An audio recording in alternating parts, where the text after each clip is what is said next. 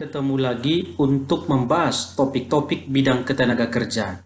Nah, sehubungan dalam waktu dekat kita akan memasuki bulan puasa, tentu bicara mengenai ketenagakerjaan pada bulan puasa yang selalu dibicarakan itu adalah tunjangan hari raya untuk pekerja buruh. Nah, topik atau isu yang akan kita bahas pada hari ini adalah mengenai hak THR bagi penghayat kepercayaan. Nah, kenapa penghayat kepercayaan? Selama ini banyak orang beranggapan ataupun perusahaan melaksanakan pemenuhan THR ini hanya bagi pekerja yang beragama, artinya agama yang diakui di Indonesia, yaitu ada 6 agama. Kalau penghayat kepercayaan bagaimana? Apakah penghayat kepercayaan juga harus mendapatkan THR seperti orang lain yang merayakan hari raya keagamaan? Karena kita tahu kan penghayat kepercayaan itu tidak seperti orang beragama memiliki hari raya keagamaannya masing-masing. Seperti Islam, hari raya Idul Fitri, umat Katolik atau Protestan, hari raya Natal, dan lain sebagainya. Artinya ada hari rayanya. Nah, kalau penghayat kepercayaan tidak ada hari rayanya, lalu apakah juga mereka berhak mendapatkan tunjangan hari raya? Nah, ini yang harus kita bahas. Bagaimana secara hukum haknya penghayat kepercayaan? Apakah bisa dipersamakan dengan 6 agama lainnya?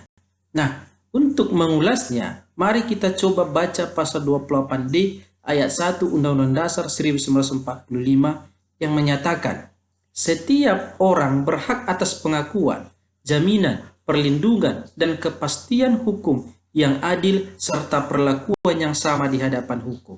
Ingat, ada penekanan dalam pasal tersebut yaitu perlakuan yang sama di hadapan hukum dalam pasal tersebut. Dan perlakuan yang sama dan tanpa diskriminasi juga diatur di dalam pasal 28I ayat 2 Undang-Undang Dasar yang menyebutkan setiap orang bebas dari perlakuan yang bersifat diskriminatif atas dasar apapun dan berhak mendapatkan perlindungan terhadap perlakuan yang bersifat diskriminatif. Penekanannya adalah perlindungan terhadap perlakuan yang bersifat diskriminatif. Nah, sejalan dengan Undang-Undang Dasar tersebut, maka bila melihat putusan MK nomor 24 tahun 2015 yang diantaranya menyatakan bahwa diskriminasi dapat dikatakan terjadi jika terdapat setiap pembatasan, pelecehan atau pengucilan yang langsung ataupun tidak langsung yang didasarkan pada, nah ini penting, pembedaan manusia atas dasar agama, suku, ras, etnik, kelompok, status sosial, status ekonomi, bahasa, keyakinan politik. Intinya di dalam putusan itu sebenarnya dalam putusan MK tersebut diskriminasi dapat dikatakan terjadi jika terdapat pembedaan manusia atas dasar agama. Ingat, diskriminasi bisa dikatakan terjadi jika pembedaan manusia atas dasar agama telah terjadi.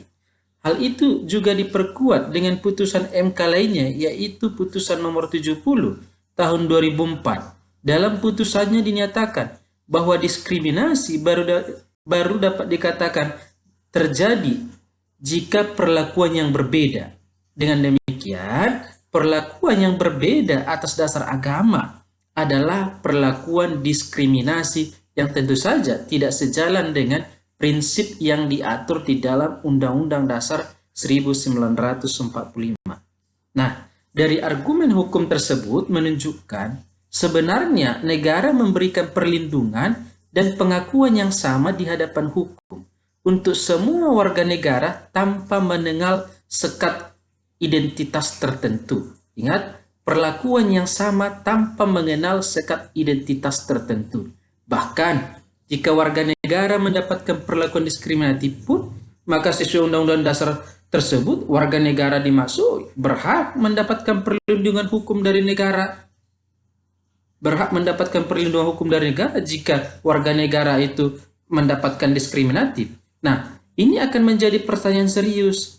Jika konteks tadi dikaitkan dengan tunjangan hari raya, dengan pengecualian bagi pekerja buruh yang menganut penghayat kepercayaan, apakah termasuk perlakuan yang berbeda dan diskriminasi yang bertentangan dengan prinsip Undang-Undang Dasar 45. Jadi kalau ada perlakuan yang berbeda atas pemberian THR bagi penghayat kepercayaan, apakah itu juga bisa dimaknai telah terjadi perlakuan diskriminatif bagi penghayat kepercayaan? Nah, kita coba cek misalnya di dalam konsiderans menimbang Undang-Undang Ketenagakerjaan. Di situ disebutkan perlindungan terhadap tenaga kerja dimaksudkan untuk menjamin hak-hak dasar pekerja dan menjamin kesamaan kesempatan serta, ini penting, perlakuan tanpa diskriminasi atas dasar apapun untuk mewujudkan kesejahteraan pekerja dan keluarganya dengan tetap memperhatikan perkembangan kemajuan dunia usaha. Itu diatur di dalam konsiderans Undang-Undang Ketenagakerjaan. Dari konsiderans Undang-Undang Ketenagakerjaan tersebut, terlihat memang dengan jelas bahwa orientasi lahirnya Undang-Undang Ketenagakerjaan adalah untuk mewujudkan kesejahteraan pekerja yang tanpa diskriminasi tentunya. Kehadiran negara untuk memberikan perlindungan bagi pekerja sebenarnya telah tercermin dari lahirnya Undang-Undang Ketenagakerjaan. Artinya, Undang-Undang Ketenagakerjaan ini sebenarnya prinsipnya sejalan dengan apa yang diatur di dalam Undang-Undang Dasar, memberikan kesetaraan dan perlindungan yang setara bagi pekerja yang tidak membedakan identitas apapun. Jika Undang-Undang Ketenagakerjaan itu lahir untuk mewujudkan kesejahteraan buruh atau pekerja yang tanpa diskriminasi, lalu bagaimana dengan pemberian THR bagi pekerja buruh yang hanya penganut agama sebagaimana diatur dalam ketentuan Peraturan Menteri Tenaga Kerja Nomor 6 Tahun 2016 tentang tunjangan hari raya keagamaan? Jika merujuk pada Permenaker tersebut, maka penghayat kepercayaan jelas tidak mendapatkan tunjangan THR. Jadi sesuai dengan Permenaker tersebut, penghayat kepercayaan menjadi tidak berhak mendapatkan tunjangan hari raya karena di Permenaker tersebut hanya mengatur 6 agama yang mendapatkan hak tunjangan hari raya. Nah, ini kan yang tidak sejalan sebenarnya kalau kita cek atau komparasikan ke dalam Undang-Undang Tenaga Kerja maupun ke dalam konstitusi kita, yaitu Undang-Undang Dasar 1945. Ada ketidakcocokan, ketidaksesuaian, bahkan pertentangan normanya. Dalam Permenaker tersebut, pemberian THR hanya pekerja buruh yang merayakan hari raya keagamaan, seperti hari raya Idul Fitri bagi pekerja buruh yang beragama Islam. Misalnya hari raya Natal juga bagi pekerja buruh yang beragama Kristen dan Katolik. Hari raya Nyepi bagi pekerja buruh yang beragama Hindu. Atau hari raya Waisak bagi pekerja buruh yang beragama Buddha. Bahkan hari raya Imlek bagi pekerja buruh yang beragama Konghucu. Jadi penghayat kepercayaan tidak mendapatkan THR dari perusahaan karena ketentuan Permenaker tersebut tidak mengakomodasi kepentingan penghayat kepercayaan. Nah, apakah Permenaker tersebut sebenarnya salah atau bertentangan dengan ketentuan di atasnya? Sementara jika kita bandingkan dengan peraturan pemerintah nomor 36 tahun 2019 tentang pemberian tunjangan hari raya bagi PNS, TNI, Polri, dan lain sebagainya, maka dalam peraturan tersebut, prinsip pemberian tunjangan hari raya merupakan salah satu upaya pemerintah dalam menjaga tingkat kesejahteraan ASN, Polri, dan lain sebagainya, di mana prinsip tersebut tertulis dengan jelas dalam konsiderasinya. Nah, jika prinsip pemberian THR bagi ASN adalah untuk menjaga tingkat kesejahteraan, maka prinsip yang sama seharusnya juga diberlakukan bagi swasta, yaitu sama-sama untuk menjaga tingkat kesejahteraan. Jadi tidak ada perbedaan antara swasta dan pegawai negeri, sama-sama untuk tujuannya bagaimana mensejahterakan.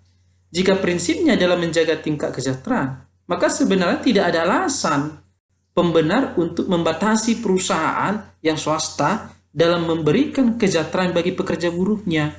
Memang dalam konteks Indonesia, jika merujuk pada sila pertama, ketuhanan yang Maha Esa, bukan saja meletakkan dasar moral di atas negara dan pemerintah, tapi juga memastikan adanya kesatuan nasional yang berasas keagamaan.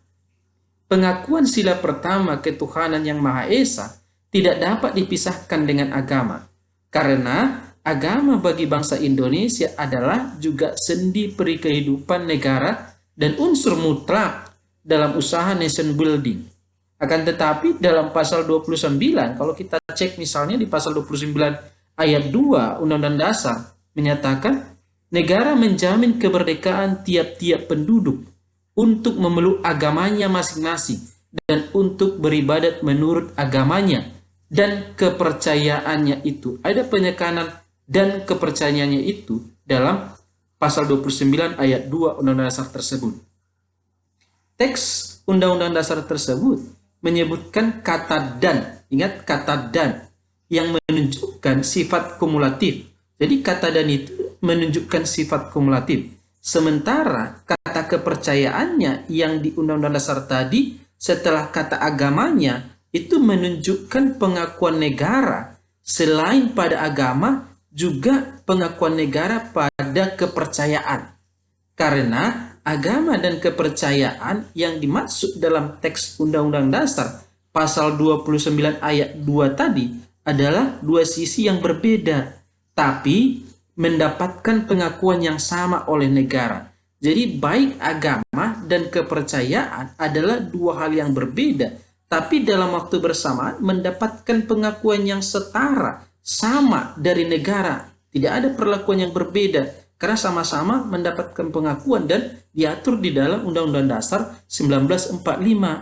Konteks agama yang dimaksud dalam teks pasal tadi adalah Islam, Kristen, Katolik, Buddha, Hindu, dan Konghucu. Sementara kalau kita lihat konteks kepercayaan adalah penghayat kepercayaan lokal Nusantara. Seperti misalnya kepercayaan Parmalin kalau di Sumatera Utara, atau kepercayaan komunitas Marapu di Nusa Tenggara Timur, dan lain sebagainya. Tentu banyak masih kepercayaan lain di seluruh Indonesia ini. Bahkan teks Undang-Undang Dasar tersebut, jika dibandingkan dengan Piagam Duham yang menyatakan setiap orang berhak atas kemerdekaan berpikir, berkeyakinan, dan beragama. Hak ini mencakup kebebasan untuk mengganti agama atau kepercayaan, dan kebebasan untuk menjalankan agama atau kepercayaannya. Ingat, menjalankan agama atau kepercayaannya. Artinya, penggunaan kata dan berarti sama seperti tadi, kumulatif, dan penggunaan kata atau berarti alternatif untuk menunjukkan bahwa istilah agama dan kepercayaan adalah dua hal berbeda antara yang satu dengan lainnya, tetapi sekaligus mendapatkan pengakuan yang sama. Hal itu juga sejalan kalau kita cek misalnya di dalam putusan M nomor 97 tahun 2016 yang menyatakan kata agama dalam Undang-Undang Administrasi Kependudukan bertentangan dengan Undang-Undang Dasar dan tidak mempunyai kekuatan mengikat secara bersyarat sepanjang tidak termasuk kepercayaan. Nah, ini penting. Kalau tidak ada kata kepercayaan yang mengikuti kata agama, maka dalam putusan tersebut dianggap bertentangan dengan Undang-Undang Dasar. Itu artinya kepercayaan tidak bisa dikesampingkan dan diperlakukan berbeda dengan agama. Karena keduanya adalah dua hal yang berbeda sekaligus mendapatkan pengakuan dan jaminan yang sama dari negara dan telah diatur dalam Undang-Undang Dasar Negara Republik Indonesia. Jika kesimpulan pembahasan kali ini adalah sudah seharusnya atas nama konstitusi, penghayat kepercayaan harus mendapatkan tunjangan hari raya juga. Jadi penghayat kepercayaan itu sudah seharusnya demi konstitusi dan demi undang-undang ketenaga kerja juga berhak mendapatkan tunjangan hari raya layaknya seperti orang yang merayakan hari raya keagamaan yang dianutnya. Penghayat kepercayaan yang dijamin oleh Undang-Undang Dasar 45 harus diperlakukan sama layaknya seperti orang beragama yang juga dijamin oleh Undang-Undang Dasar. karena keduanya sama-sama dijamin oleh konstitusi. Jadi Permenaker tadi yang membatasi pemberian THR hanya berlaku bagi pekerja yang memiliki agama atau 6 agama yang diakui, sebenarnya Permenaker tersebut bertentangan dengan prinsip-prinsip yang diatur di dalam Undang-Undang Dasar. Oleh karena itu, ke depan seharusnya dipertimbangkan Permenaker tersebut untuk mengakomodir pekerja yang masih menganut kepercayaan tertentu. Demikianlah pembahasan kali ini, kiranya bisa bermanfaat bagi yang menyaksikannya. Terima kasih.